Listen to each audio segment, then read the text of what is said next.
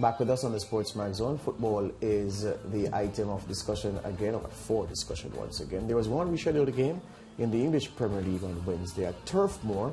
Burnley, Simon Evans' team, hosted fellow relegation candidates Everton. The result has Mariah still shaking her head.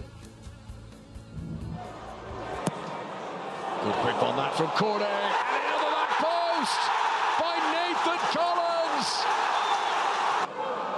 As if that is the case. Down goes Gordon in the penalty area. Referee is going to point to the spot. It's only 3 minutes since the opening goal. He is the man that Everton look to now. Cool as you like from Richarlison. Richarlison back to Alex Iwobi. That's nicely done. Mykolenko. Down he goes. Was it a trip by Aaron Lennon? Who gives the penalty. This is a very important moment in their season. Richarlison again. Same result again. And Taylor has managed to skid his way past John Joe Kenny.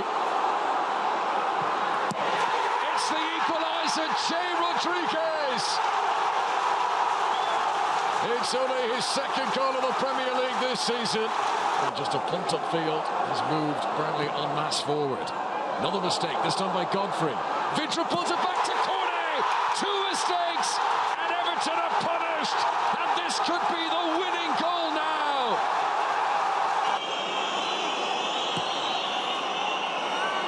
Too high for John Joe Kenny. Rondon's going to keep it alive, but there's no time. That's it. It is all over. A 5-goal thriller on a wet and windy night at Turf Moor. That could play such a huge part in landing Everton deeper in relegation trouble and in springboarding Burnley away from the bottom 3. So, Mariah, tell us why you were surprised by this result now. So, I know I was looking on at the Champions League match, but you know, because we have to come on the show, we're juggling between all the different matches that are taking place. So we literally have all our different devices on all these games that are taking place.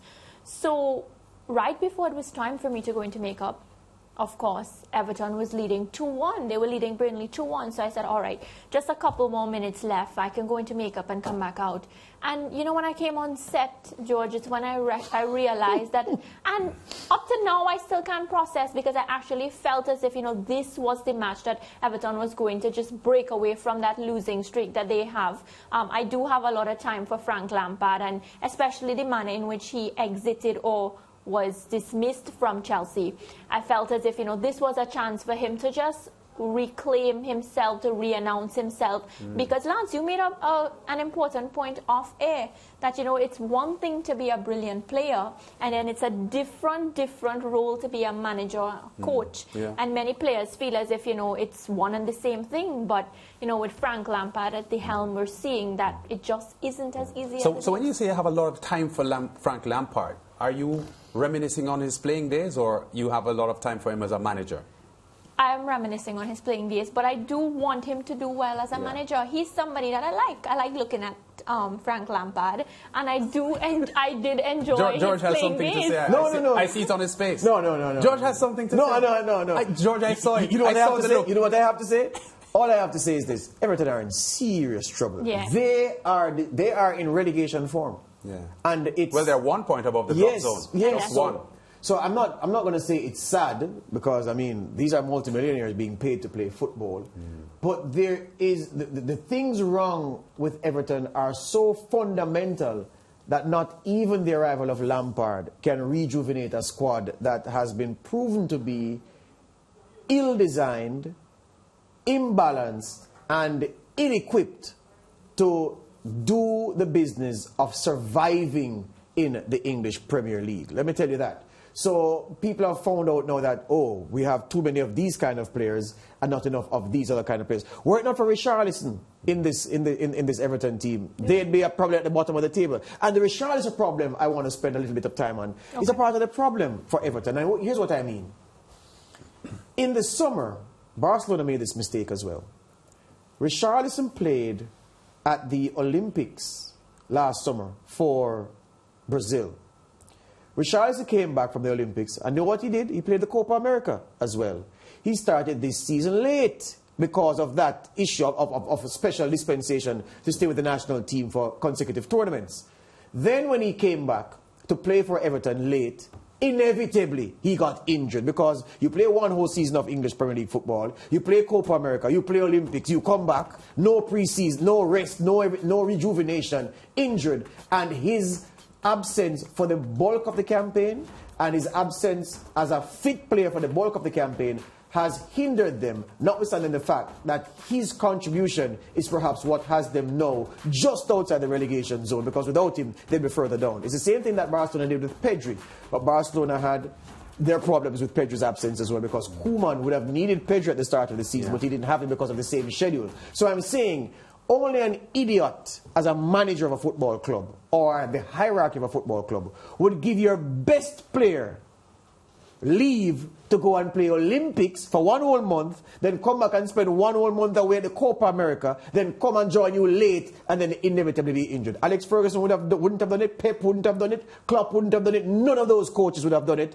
but the Everton bosses did, and that's part of the reason they are where they are. That's stupid management. Yeah, you know, part of Everton's problem is that they aren't even showing the kind of plucky football to even earn drawn results. Because sometimes when you're struggling, you fight, you get a point out of a game that you were probably losing. They haven't drawn a game since December. No, they've lost 7 of their last 9. Yeah. And, you know, it's really looking awful for them. And Frankie Lampard must be someone that's under a lot of pressure at the moment. Yeah, and he's actually making history. You know how we like to talk about stats in sports, and the stat that he has right now is actually being the worst Premier League manager, because he has lost 5 consecutive away games. I think the worst Premier League manager, he's on track to become that.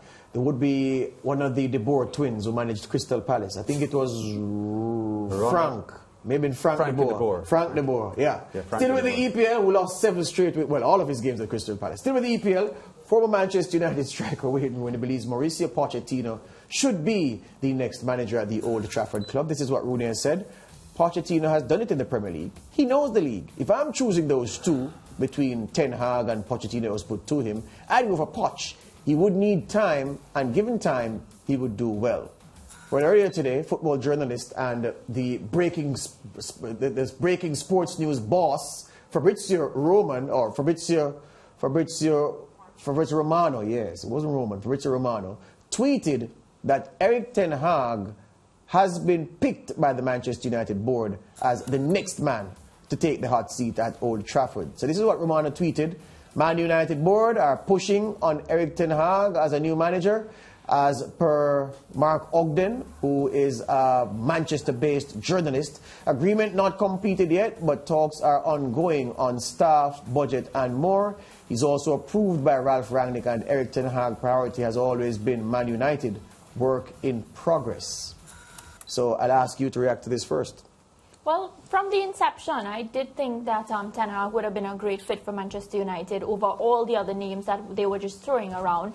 I can't understand why Rooney would think that Pochettino would fit perfectly at Manchester United. And, you know, his support for that point was the fact that Mauricio Pochettino knows how to handle top-class players. So is it that he thinks that Erik ten Hag wouldn't be able to handle the top-class players? And I think that's where he lost the argument for me. For me, it will be Erik ten Hag for Man U. Well, I'm not a Pochettino fan.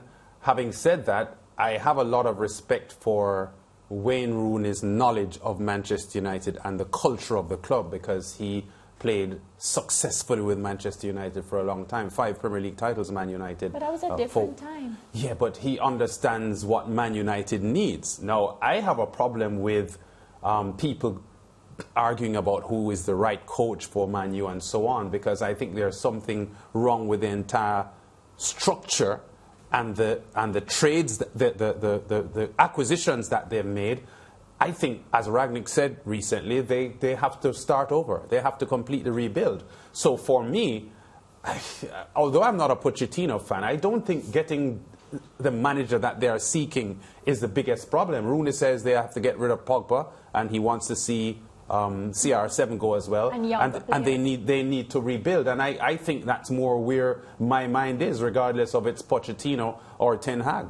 Yeah, well, you would accept though that you need a manager to to manage Put the things process. together, Yes. Yeah, because that's But very George, Maybe where that's I'm what going, George- where I'm going with this, and I know Man U fans will be very emotional about this topic. Like you and George. Yeah, no, but I'm just hear me out. I'm saying that the coaches who have failed at Man United over the past decade are not poor coaches. Man U fans will feel that they were poor because they didn't get results. But Well, they won- Moyes isn't a poor coach.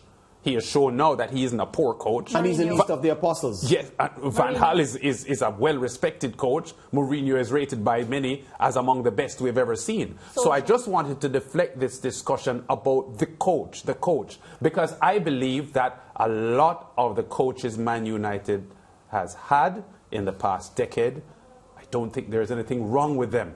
I think Man United's problem is something else. Since Sir Alex left, George and Mariah, things have gone downhill. It has to be something behind the scenes. It has to be something. I'm not saying they only need a good coach. I know that they need a good coach, George. I'm not arguing over that, but they've had good coaches and still failed. This is the first time he has looked so frustrated defending a point about Manchester United. Lance? Yeah.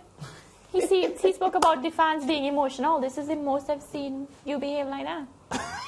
Who are you taking for your coach? You have no time for Pochettino, right? Yeah, I don't mind. You prefer Ten Hag. But yeah, but it is much deeper than that. There are fundamental things with recruitment. The strategy is wrong. Yes. And the priorities are wrong. Yeah. And we've spent a lot of money, good money, on some rubbish players. And then because of the way we've recruited, we've not helped players that we've bought to improve. Name one player at Manchester United who's been there for 2 seasons or more who's better than when he came. None. Bruno Fernandes, some would say. And that's because some people weren't watching him in the Portuguese league. Because the Bruno I see for Man is the Bruno I saw at Sporting Lisbon. He came there good. And that's the Yeah. point. He came there good, so and they in improved. his first 4 months at the club, people were saying he was the best player in the Premier, best midfielder in the whole Premier League. So yeah. I don't agree that he's improved. So since there he's you done go. it. So the point I'm making is we don't improve players because of our fundamental problems, and we don't recruit well because of those fundamental problems. We need a good coach, but we also need to fix those important things. Break time.